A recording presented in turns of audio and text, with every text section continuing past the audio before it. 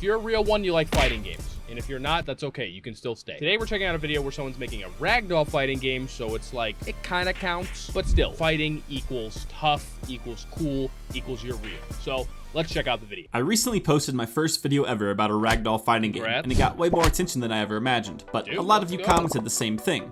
Add multiplayer. So I'm gonna try to take the floppy, physics-based combat and turn it into a fun multiplayer. So this looks a lot like Human Fall Flat or Gang Beasts, but with a little bit more throwing and stuff. Where you can fight against other players. Let's go. Oh, and I may or may not add a cheat code for a super powerful ability that I can pull out on my unsuspecting friends. Now, we'll come up with the details of the game we're making in a second. Cool. First, let's try to get 2 active ragdolls working over the internet. These characters are made up of 15 connected physics joints. It looks like he's using Unity too. Yeah. Good luck, my friend. Let's try to get 2 active ragdolls working over the internet. These characters are made up of 15 connected physics joints, so we'll need a way to keep each one of them in sync over the network. Yep. How hard could it be? I found a multiplayer framework, dragged in some ragdoll. Yep, I've used Photon before. It's okay, but emphasis on okay. Ragdoll characters, started up 2 versions of the game, and it's surprisingly working. Yeah. I sent it over to my friend to test and quickly realized it was actually not working. In fact, it was very broken. You see, I was testing locally on my machine, so it wasn't actually sending data over the network. I went back to testing myself, but this time I added a fake delay, and sure enough, the bugs started showing up. So let's take a step back, and just start with getting 2 physics-based balls working together first. Yes. I wrote a script that applies a force in the direction of input to move the ball. I also added a dash ability for a quick burst of speed, and when we add in a second player, it's surprisingly working. If we add arms to the balls, we can make a simple version of how the ragdoll character is set up, so we can get to the bottom of the issues we were having earlier. I got it working a lot better than before, but there's still some issues. Sometimes the arms go all noodly, and sometimes when trying to dash, the player glitches forward. I was feeling a bit discouraged, so I started researching how other popular physics-based games were handling multiplayer. I learned that instead of having each player run all of the physics, we can run it on the host to keep everyone in sync. Run everything on the server, and then just have them send controls to the server. It's one of the common ways you can go about doing multiplayer for something like this. Probably still going to be kind of laggy, because he has to run it on his own server, so it's not super high-end. But hey, we'll see. With the new system in place, I decided to start out simple. I brought back in the ragdolls, turned off all their walking and bouncing code, and made their feet really slippery. Now they're sliding around, and even when they interact with each other, it's working great. I added back in walking and bouncing, and we now have fully working active ragdolls over the internet. Now let's talk about what full game loop we can make with the system. I'm thinking some kind of King of the Hill game where you have to knock off all the other players on a floating rock in the clouds. Last ragdoll standing wins. The problem with this type of game is that oftentimes the best strategy is to hide and let everyone else fight. Thank you for considering this at the onset. It ruins a lot of games of this style. It's why, if you're real, when you play Super Smash Bros., you do not do 4-man free-for-all, because people can just run away and win that way. It's not called a hiding game. It's not called a running game. It's a fighting game. So I'm very curious to see how he gets over this hump, because it's a pretty serious one. It's not worth fighting and risking getting knocked out yourself. I have 2 ideas on how we can handle this. First off, I think having the stage get smaller and smaller will force the players to fight, similar to a battle royale. That's what we did with our Bomberman battle royale game.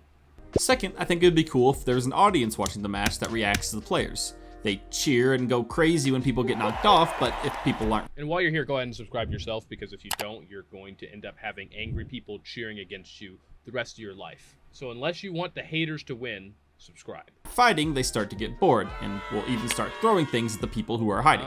Okay, with that plan in place, let's start by making a punching system that will be used to knock out the other players. I made separate buttons to allow you to choose which hand you will punch with. The longer you hold the button down, the harder the punch will be. Nice. Now that we can punch, we need to be able to knock out the other players. I attach a script to the head of each player that monitors it for collisions. The stronger the collision, the longer the ragdoll will be knocked out. It can be confusing telling who is who, so I added the option to choose your name before joining the game, and each player gets assigned a different color as they join. That's a good idea. I tested it out with 4 players, and okay, maybe just having 1 spawn point isn't the best idea. Okay, that's much better, and the names and colors seem to be working great. Now, it's difficult to tell how hard your punch is going to be, so I made Honestly, I mean, it's the upside to this kind of art style, but this looks quite nice for a basic game running in Unity with just like a black background. The names and colors seem to be working great. Now, it's difficult to tell how hard your punch is going to be, so I made it so that you slowly raise your arm up and wind up, which looks a lot better. Right now, when you get knocked out, you just keep falling in the endless void and miss out on what's happening the rest of the game. So I made the camera smoothly transition to an overview when you die. Then I wrote a script to keep track of each player and determine when there is a winner. It checks each tick how many people are above an invisible line. If there's only one left, they are the winner. Simple enough.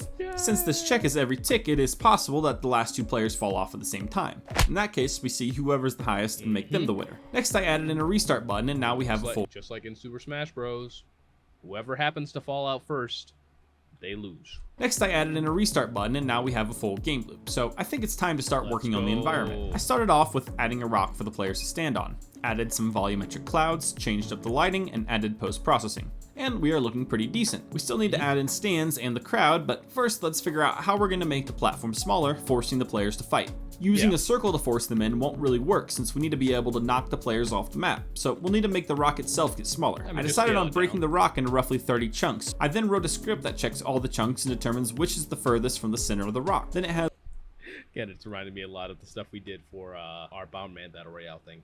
Yep, that looks very good too, with the broken up chunks falling off. Does that chunk break off from the rest and fall to the clouds? I can adjust how quickly the whole map falls apart, and overall it's working well. But it's hard to know which chunk is going to fall off next. So I added a bit of a warning system where the chunk changes color over time, which feels a lot better. It's been a while since I've done a proper test, so I packaged everything up and sent it over to a friend. The stage falling apart worked great and forced us to close quarter combat, leading to some quality knockouts.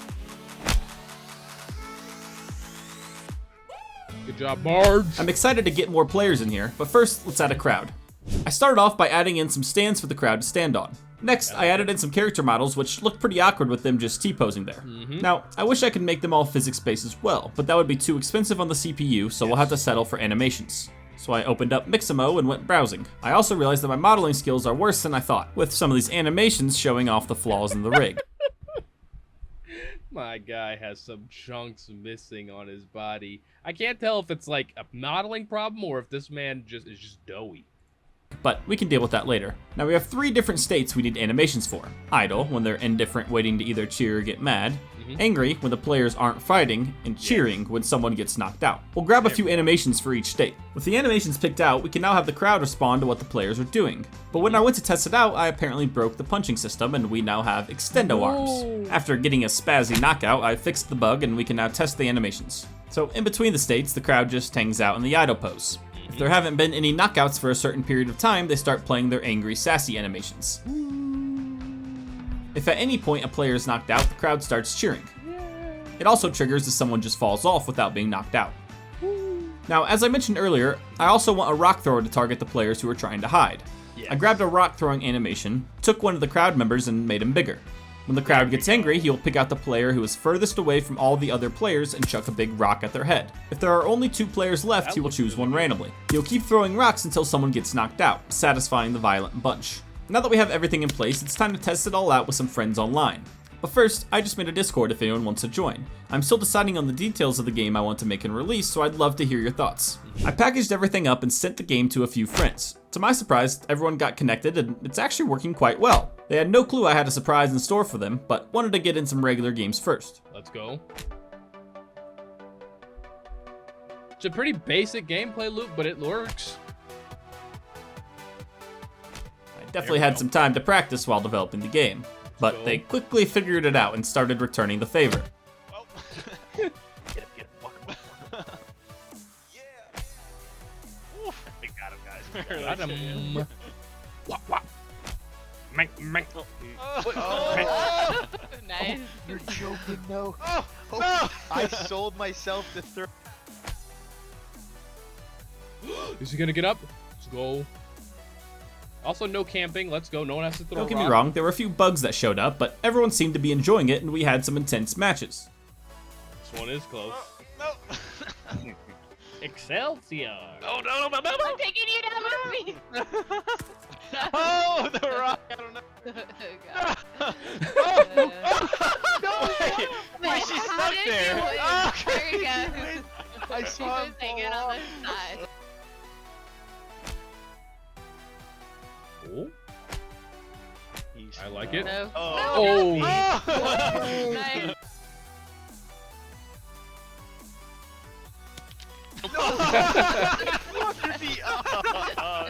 We were having a good time, but it was time I pulled out the big guns. All right.